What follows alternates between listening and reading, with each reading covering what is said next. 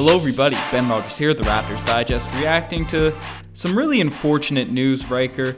Toronto Raptors guard Terence Davis, he's currently arrested. I think he was released, but he was arrested in New York. He faces 7 charges, including assault, harassment, endangering welfare of a child, and criminal mischief. And we're not going to make this podcast talking specifically about, we want to focus on the Raptors and how they go forward with the situation as a team, but we definitely have to condemn these actions at the start of this and just briefly mention how this is just an awful thing to really hear from a Toronto Raptors player, from a guy that we've been supporting for a year. Yeah, anybody. This is unacceptable behavior, especially athletes who are in the limelight, right? They're being followed by millions of fans, and to have this type of platform to really go and abuse another person, it's unacceptable, Ben. It is really unfortunate news, especially from a player who, well, again, not especially, but this is a guy that we've been watching grow. He's an all-NBA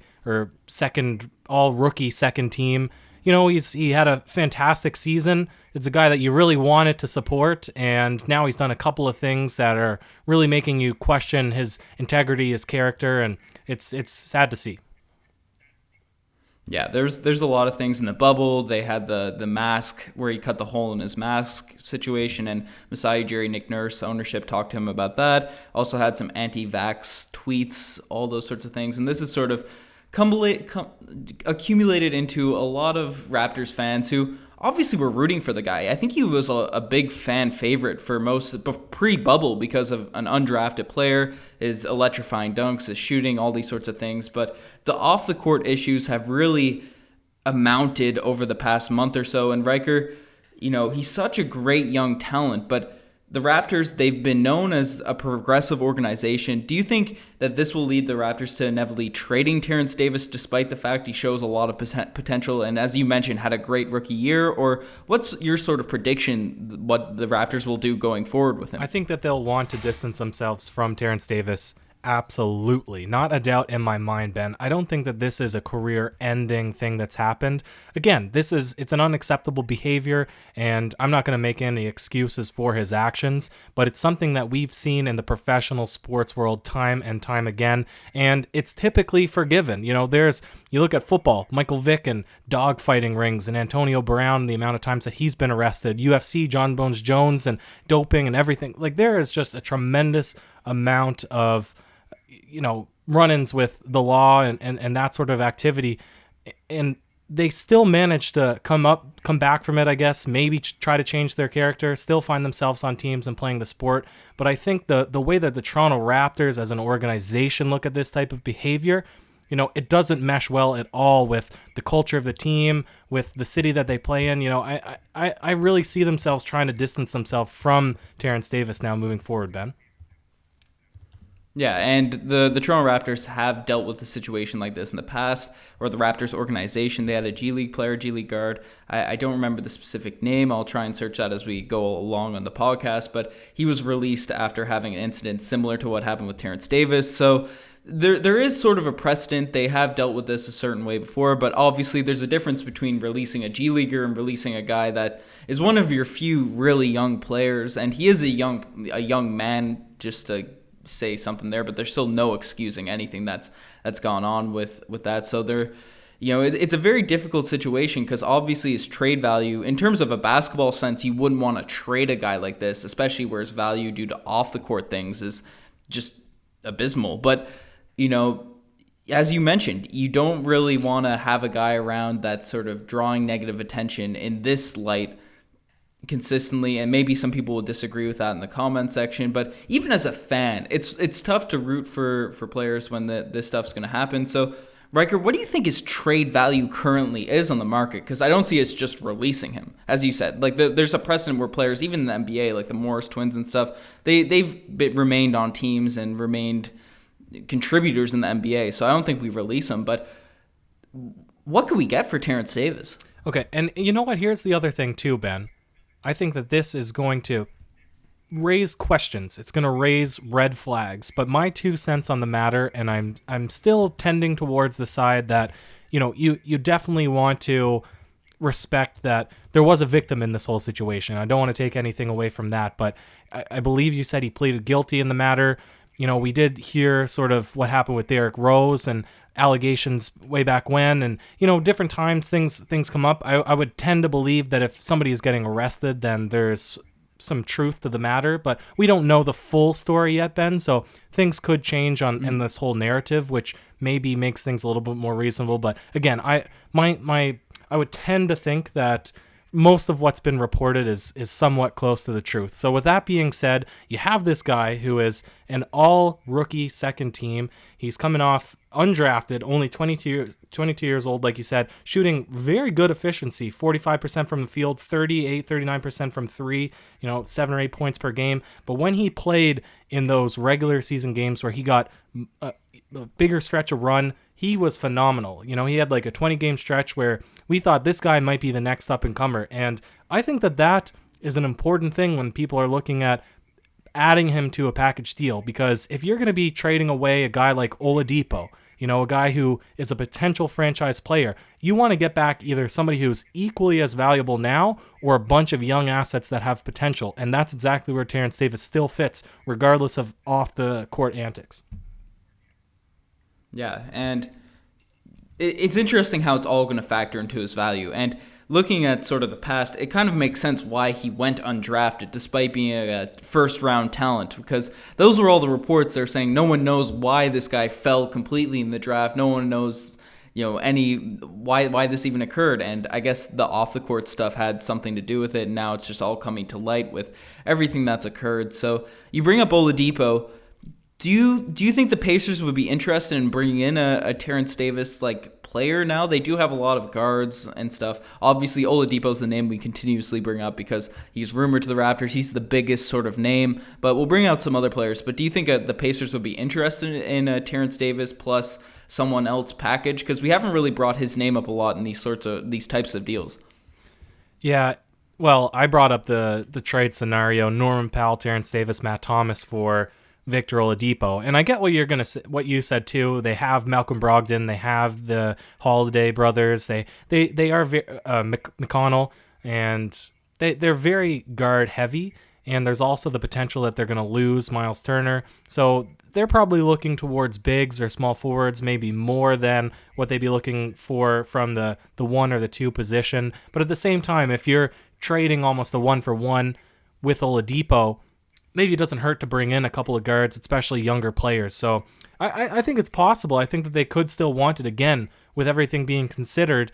22 years old, all rookie second team, athleticism, can shoot the three, very, good at attacking the basket. He has all the intangibles to be a solid NBA player, Ben.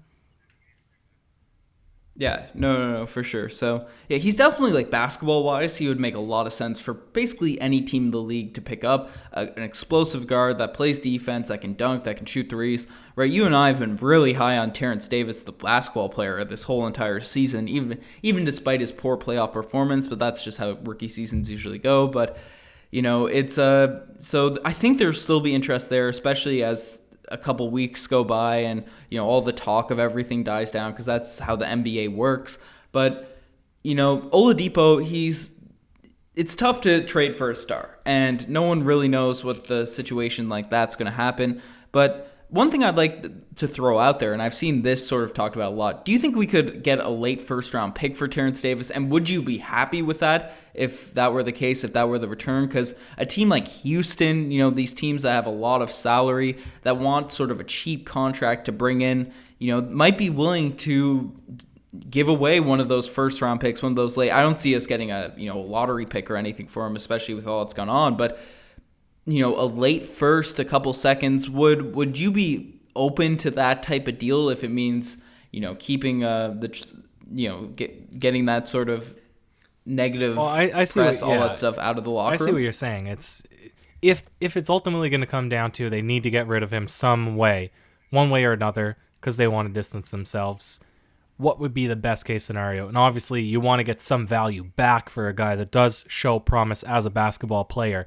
And if that turned into trades, it wouldn't be an immediate return, but we know what the Raptors development team can do with undrafted guys, players from Europe. Like, they just have this uncanny ability of finding talent that other teams overlook. Now, what would they be able to do with some higher picks and some actual guys in the first round, which the Raptors never seem to get very often, or even guys like, OG and players like that, just how good those players have become, how much they've developed rapidly over the past couple of seasons. I definitely don't think it would be a bad thing if we could flip Terence Davis into a couple of picks, but, I'm still of the opinion that he has a relatively high trade value if you package him up with the right guys like Norman Powell, maybe somebody else, and maybe you could get an immediate player to make a stronger push towards a championship next season. Yeah, and, it's tough sort of talking about this, sort of bringing up, because, your intuition says Terence Davis, the basketball player, the rookie, and I feel like a lot of people in the comment section are going to be saying, it's ridiculous for the Toronto Raptors to even think about trading this guy, which I think a lot of people would have said, particularly before the bubble and all the stuff that's gone on. But you have to sort of take these things into account, and the Raptors are known as a progressive organization and all these sorts of things. So it's a really fine line to sort of speak on this and figure out the value and figure out how things will really play out, whether, things will go on. And as more information has come in, the Toronto Raptors have came out and said their official statement on the situation is, they're aware of the arrest reports and they're still in the process of seeking more information. So I feel like we'll have a better idea of everything that's gone on, the Toronto Raptors stance and all that going forward. In the past, I found the name of the player the Raptors released, Kay Felder. He was released after allegedly assaulting a woman. So do you think there's any way, because we could sort of ramble on about potential trade discussions and stuff, but no one's, I don't think, can make a clear judgment on what his value be, what the Raptors are thinking about doing, because we can judge basketball. It's tougher to judge these sorts of situations, but do you think there's any chance he just gets released by the team? Maybe. I think that there would be a greater chance that they keep him around than just straight up release him, because for every terrible thing that happens or that somebody does, there's also somewhat of the ability to kind of redeem yourself or redeem your character. I think that there needs to be penalties or repercussions for, all these actions. And again, this is not me sort of downplaying the seriousness of what he did. I mean, it's a terrible thing to ever abuse another human being or woman, anything. Like, that's bad. But, again, we don't know the full story yet. We don't know exactly what happened. And I think just because of him as a basketball player, him as a young person, again, not downplaying the seriousness of it, but he, it could have been a one-off sort of deal. It could have been I don't know. Again, I'm not making excuses for him, but I would see him, rather than being released, probably just sticking around on the team or being flipped for some sort of value, Ben. Yeah, and I'm in agreement with you. I think that would be the smart thing for the Toronto Raptors to do, because,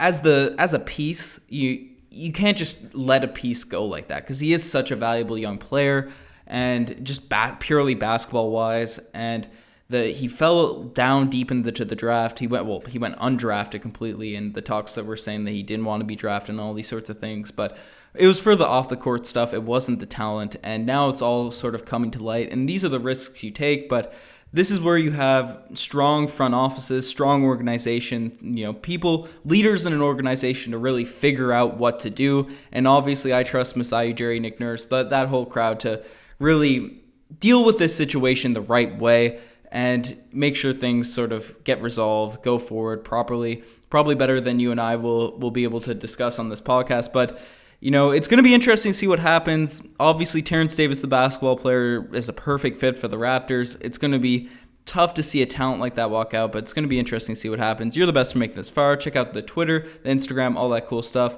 Riker, any last words on this whole situation? Yeah, is he staying or is he going, guys? What do you think? That's, your guess is as good as ours at this point, as we sort of follow along this story, Ben. So an interesting one, definitely, and kind of, very sad to hear, Ben.